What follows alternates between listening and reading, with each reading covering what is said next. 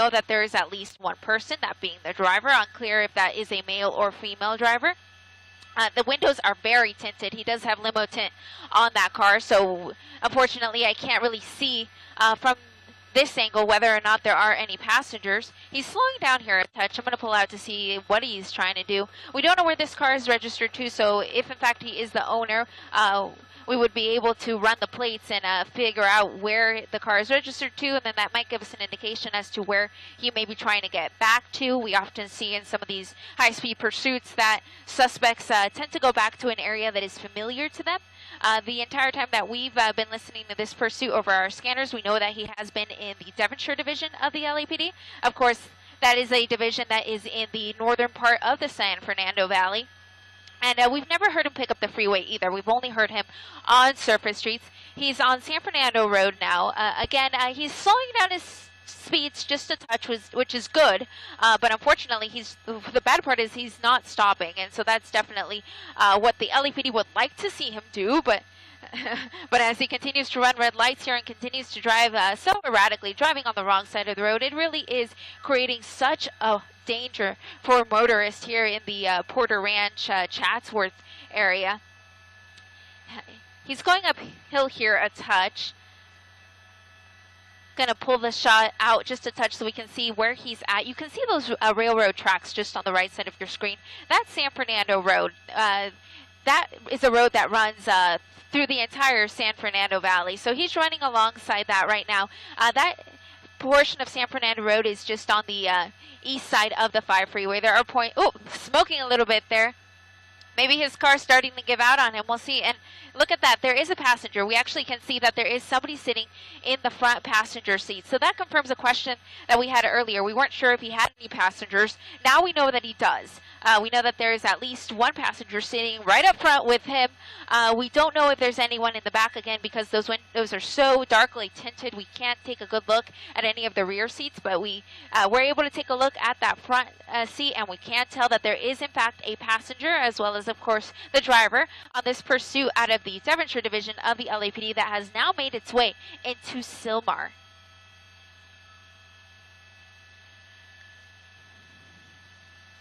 Okay. Whoa, gosh. It's so dangerous. He keeps running these lights, keeps driving on the wrong side of the road, high speed. That was Glen Oaks that he just passed. He's currently on Polk. Polk is actually a street that will take him up to the 210 freeway if he continues heading in this easterly direction. If he does decide to pick up the freeway, that will be the first time that we do, in fact, see him take the freeway. We've only seen him on surface streets this entire time. Again, we're still working on getting what the WAN is on this vehicle. Straddling that center lane there. He was coming up on a little bit of traffic there on Polk and decided to take that center lane. Oh, wrong side of the road here. Oh. Making a turn here. I believe this is going to be Foothill Boulevard. He's going to pass right under us, so you will see the car go right under us, but we'll get it back for you in a more ideal shot in just a moment. You see it there coming back out and continuing, yes, on Foothill Boulevard. Foothill Boulevard through this stretch of the San Fernando Valley actually runs adjacent to the 210 freeway. Northbound Foothill from us. Oh, he just clipped that car. Oh, gosh. Feel bad for some of the people that are in this guy's ways, because clearly he does not care about anyone but himself. He just hit that car as he was continuing on Foothill Boulevard. Again, he's just under us for a sec. We're going to move the shot. And as you can see, as we move the shot there, we can see that there are, in fact, cruisers directly behind him. And we also see that he just passed over the 210 freeway. So now he's on east of the 210 freeway. Again, a residential area. He has been on the residential area the entire time. This is a slight uphill drive for him, just past Gladstone, continuing on the surface streets here. I'm trying to get it for you. It's either going to be Sayre, possibly Sayre, perhaps Hubbard. I'll get you a better cross in just a sec. I think it's Sayre. It is in fact Sayre, continuing. Of course, not stopping for any stop signs, not stopping for any red lights. This kind of seems to be a slightly more congested residential area. It seems like there are a lot of cars parked along the street. Notice some pedestrians out and about on this hot Thursday afternoon. Again, not stopping at any of these stop signs. It is really so dangerous. So I really hope that if anyone lives in this area and is listening to our broadcast, just stay inside, because this guy is really just creating havoc on the streets here. Off of the 210 freeway, off of Sayre. That's just east of the 210 freeway. He's not too far from Los Angeles Mission College, but he's actually getting away from that right now. He's starting to make his way a little bit to the north. So in this case, he is running north. So he is running parallel with the 210 freeway, as if he were going to head up towards the Newhall area. So it seemed like that street just came to an end there. So he was forced to take a southbound turn here on Astoria, I believe. Let me get a better shot of it for you here. He's, oh, there we go. He ran over a stop sign. Officers directly behind him. We have a male, white shirt, running. We do know there's a passenger, but we're going to go ahead and stick with that male, the driver, of course, since we don't know if the passenger really knew that this guy was going to be in a pursuit today. But obviously this guy did, because he was the driver. So he is hopping from home to home. He's going to come out right here on the side yard, passing through these vehicles here on the front of this home, continuing running, white shirt, black shorts, black baseball cap. Coming up to this home here, passing that blue truck. He's going to try to leap over this fence right now. There you go. Oh, look at that. He has quite the good balance, actually, as he continues to run away from police here. It looks like he may be running out of steam here. I see him starting to slow down here on the rear of this home. Hopefully these windows and doors are closed and he's not going to be able to get in. And sure enough, it looks like he may have tried to get into that home. The door was closed. He was not able to get in. Pulling up his pants. He forgot his belt today. The cops are definitely going to see him from here. The police airship is going to see that white shirt. That is nice and bright, so they are not going to miss sight of him here. Continuing, running past this pool. He's definitely slowing down. I know he's tired. He looks tired. He just took a tumble there, fell on that person's flower pot. He's going to try to climb yet over another fence. Again, this is a residential area off of Eldridge, kind of just north of the Los Angeles Mission College. He's going to use this silver dumpster here, to give himself some leverage here so he can climb over this trellis.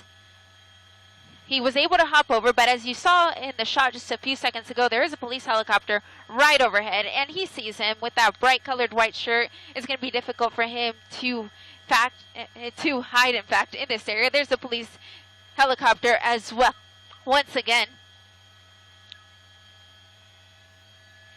he's just on the other side of that home. He's going to come out in just a sec. We're going to either see him go into the driveway area, or we're going to see him climb into that other home. But he's definitely in that side yard. That is where we last saw him. That is where the airship sees him as well. And if you can look at the top of the shot, you see that there are, in fact, some police officers right in the backyard for that home. So they're going to start to make their way towards this suspect. And there he goes. He did come out to the front of the house. He's still there. He's straddling those two fences. He's now, again, walking the line on top of the fence here. He sees those officers. They're right next to him. There's no way he doesn't see him. And they, in fact, do see him as well.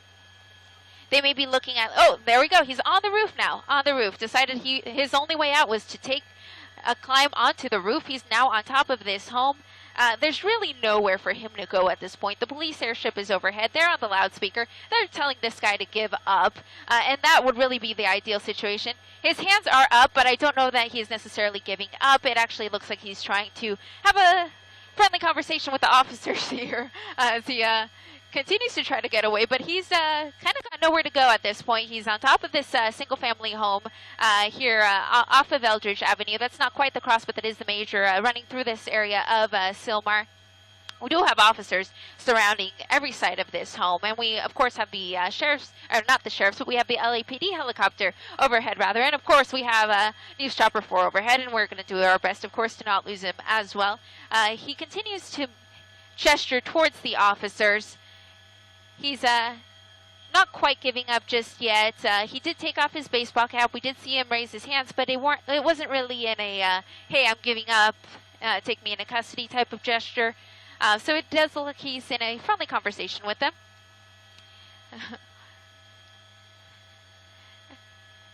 And, of course, he's conversing with them. It's unclear what he's telling them. We, of course, know that the police officers are in all likelihood telling him to just get down, give himself up. But of course, he ran from the cops for a good little while. We saw him do a lot of crazy maneuvers on surface streets, running a lot of red lights. He did hit other vehicles in the course of that pursuit.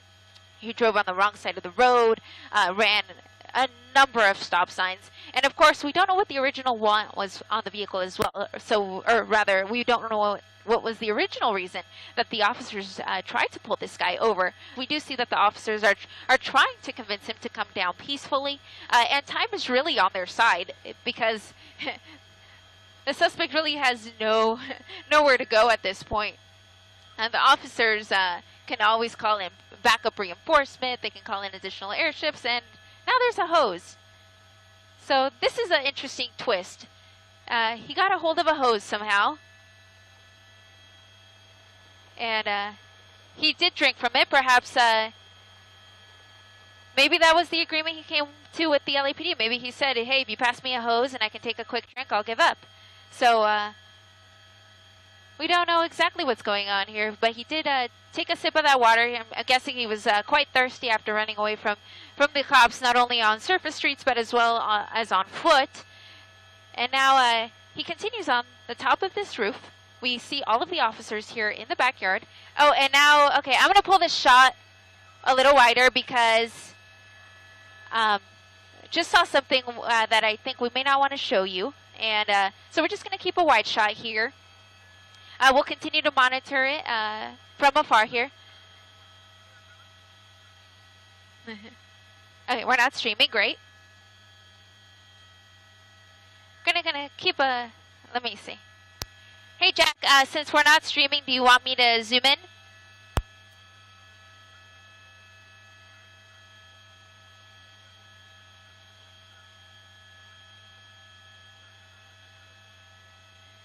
Okay, 10-4.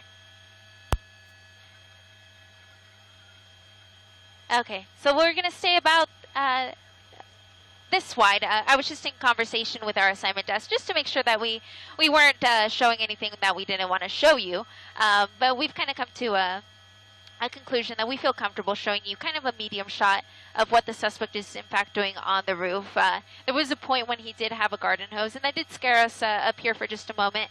It seems like he has given up on using that, so that is no longer a factor as far as we can tell. A little bit to our northwest from here, as well as Los Angeles Mission College. That's just directly south of us as well. And of course the 210 freeway is just out my left door. I can see it here. The pursuit is, and the subsequent standoff is not affecting the freeway whatsoever. I can see that 210 freeway. It is smooth sailing in both directions. But of course, you do have some people that are going to be driving on the freeway, and they're going to see all of the helicopters over the scene, and they may slow their speeds down for just a second. But really no traffic tie-ups, at least on the freeway, that is.